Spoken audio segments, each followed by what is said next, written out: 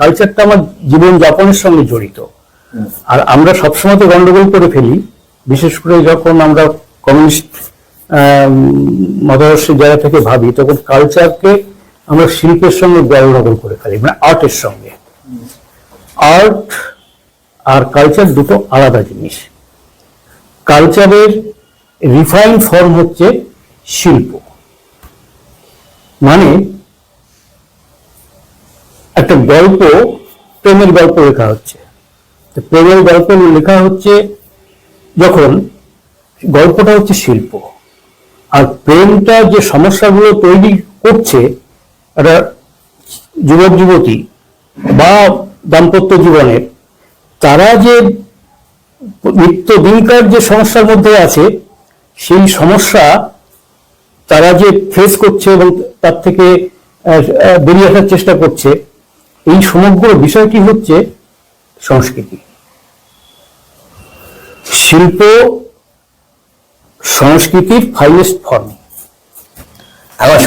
না বলি, এইবার এইটা যখন আমি জানতে পারবো, এই যে জানার মধ্যে দিয়ে আমি কি করতে পারি, জানার মধ্যে দিয়ে আমি করতে পারি যে আমার সমস্যাগুলো কোথায় আছে, সমস্যাগুলো আমি কিভাবে ফেস করছি, ফার্দার কি সমস্যা আসতে পারে, কিভাবে আমি তাকে ফেস করব। এই বিষয়টি আমি ইতিহাস থেকে নিতে পারি। আমি সমস্যা এবং সমাধানের প্রচেষ্টা আমাদের বাইবেলে, আমার এই বইটাতে আমি বলার চেষ্টা করেছি, বাইবেলে একটা সমস্যা ছিল। বাইবেলের প্রথম সমস্যা, আমাদের জীবনের প্রথম সমস্যা যদি এইভাবে ধরি, ধর্ম নয়, আমি একদম গল্পকের রূপকের মধ্যে দিয়ে যেমন বলে আর কি, সেভাবে যদি আমি ধরি, বাইবেলের ঈশ্বর তো সৃষ্টি করলেন, সেটা গল্প হলো, মানে মানুষ হলো। আমি বলছি যে বিজ্ঞানের ভাষায় যদি আমি দেখি, মানুষ তৈরি হয়েছে। এবার মানুষ তৈরি হওয়ার পরে মানুষ মানে মানব আর মানবী, এবার এদের পারস্পরিক সম্পর্কে প্রথম দ্বন্দ্ব দেখা গেল যে লিলিত আর আদম। ঈশ্বর যে প্রথম নারী পুরুষ তৈরি করেন, সে হচ্ছে লিলিত আর আদম। এরা দুইজনই একই উপাদান থেকে তৈরি। ওদের মধ্যে দ্বন্দ্ব বাঁধল কি? ওদের মধ্যে প্রধান দ্বন্দ্ব বাঁধল যে সঙ্গমের সময় কেন আমি নিচে থাকবো। এটা হচ্ছে প্রথম দ্বন্দ্ব। এইটা জীবন বিজ্ঞান অনুসারে পশু জগৎ থেকে আমাদের জন্ম, মানুষের জন্ম, এঙ্গেলসের ভাষ্য অনুসারে পশু জগৎ থেকে মানুষের উৎপত্তি। এটা যদি ধরি আমি, তাহলে পশু জগতের সমস্ত রিপুগুলো নিয়ে কিন্তু আমি বড় হচ্ছি, মানুষ হয়ে উঠছি। সেটা আমি খুব সুন্দর দেখতে পাবো ওই শিম্পাঞ্জি থেকে আমরা যে ভেতর দিয়ে এসেছি, সেই সব জায়গায় দেখতে পাবো। না, এটা আমি একটু ওই জায়গাটা আপনি ডিফাইন করে নিই। পশু জগৎ থেকে এসছি আমরা ঠিক, কিন্তু মানে শিম্পাঞ্জি যে পূর্বপুরুষ এবং আমাদের পূর্বপুরুষ এক। হ্যাঁ, আমি শিম্পাঞ্জির থেকে আসিনি। না, আমি বলছি যে আমি ওইটাকে এটা বলছি। ঠিক আছে, চলুক, কথা বল চলে। এবার সেই জায়গা থেকে, হ্যাঁ, এবার পশুর বৃত্তি তো বলছেন ঋতুগুলো আছে, কিন্তু প্রবৃত্তিগুলো আছে, তাহলে মানুষের মধ্যে আলাদা কিছু নেই। আর না, প্রবৃত্তিগুলো রয়েছে, প্রবৃত্তিগুলো এবার মানুষ হয়ে ওঠার সঙ্গে সঙ্গে প্রবৃত্তিগুলো ঋতুতে কনভার্ট হচ্ছে। সমাগামী আমি বলার চেষ্টা করি, আপনি বলেছেন সেটা। বিষয়টা হচ্ছে কি, বিষয়টা হচ্ছে যে পশু জগতের নিয়ম কি ছিল? পশু জগতের নিয়ম ছিল নারী সে পুরুষ নির্বাচন করবে, নারী সিগন্যাল দেবে, যে সিগন্যালে পুরুষ আসবে, পুরুষের সঙ্গে পুরুষের লড়াই হবে, যে জিতবে সে, মোটামুটি এই হচ্ছে নিয়ম।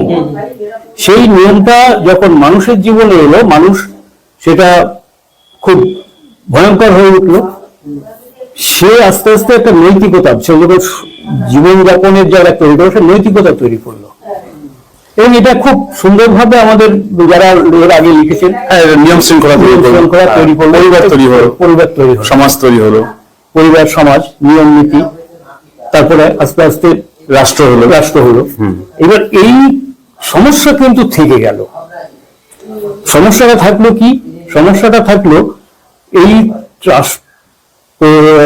সমাজ থেকে রাষ্ট্রে রূপান্তর হওয়ার আগেই নারীর যে প্রাকৃতিক অধিকার সেটা বন্ধ হয়ে গেল। মানে নারী চাইলেই তার নিজস্ব তার পছন্দ মতন পুরুষ নিতে পারবে, তার চয়েস থাকলো না। এই যে চয়েস থাকলো না, আর নারী কি করে আমারকে পছন্দ করে সেটা পুরুষ বুঝে গেছে, সেটা হচ্ছে সংঘর্ষ। তার জন্য এখনো পর্যন্ত আমাদের সিনেমা নাটকে হিরোর যে ক্যারেক্টার সে কিন্তু বাহুবলী, সেটা রয়ে গেছে। এই রয়ে যাওয়ার ফলে কি হয়েছে, সমাজ ক্রমশ খুব হিংসাশ্রয়ী যে কালচার, সেই কালচারটা ডেভেলপ করেছে। এবার এই কালচারটা ডেভেলপ করার পরেও কিন্তু নারীর অবস্থার কোনো পরিবর্তন ঘটেনি। কি তার সব থেকে বড় প্রমাণ আরজি করে নারী যখনই কিন্তু আমি করছি, মানে আমি খুব গ্যালপ করে চলে গেলাম এখানে। নারী সে এতদিন ধরে মনে করা হয়েছিল যে নারী পুরুষ সমান, মানে মেধার দিক থেকে, কিন্তু এটা প্রমাণ হয়ে যাচ্ছে যে নারী পুরুষ মেধায় অনেক শারীরিক শক্তিটা আলাদা হতে পারে, কিন্তু তার বুদ্ধি, তার অন্য যে ডাক্তারি, ইঞ্জিনিয়ারের মতো দেখা যাচ্ছে সমান। ফলে এবার হয়ে যাচ্ছে কি, নারী হয়ে যাচ্ছে পুরুষের প্রতিদ্বন্দ্বী। এই যে প্রতিদ্বন্দ্বী সমাজের আজকে যে অবস্থা, নারী পুরুষের প্রতিদ্বন্দ্বী হয়ে যাওয়ার ফলে সমাজ অন্য রকমের হিংসাশ্রয়ী হয়ে গেল। আমরা প্রথম যদি ট্রয় যুদ্ধ দেখি বা আমরা মহাভারতের যুদ্ধ দেখি, সেখানে নারী কারণ, ওই নারী দখলের ব্যাপার, কিন্তু নারী অপহরণ এবং নারী দখল দুটো ইয়ে এখনো কিন্তু তাই চলছে। পাশাপাশি অর্থ, নারী সব একই জিনিস চলছে দুটো। এইটা হচ্ছে আমাদের কার্যকারণ সম্পর্কের একেবারে আদি কারণ ধরে যদি আমরা এভাবে চলে আসি, তাহলে আমরা কিভাবে এর সমাধান খুঁজব, এটা হচ্ছে বিষয়। আমার মনে হয়েছে আমি সেটা বলার চেষ্টা করেছি আমার এই বুদ্ধ থেকে মার্কস এটাতে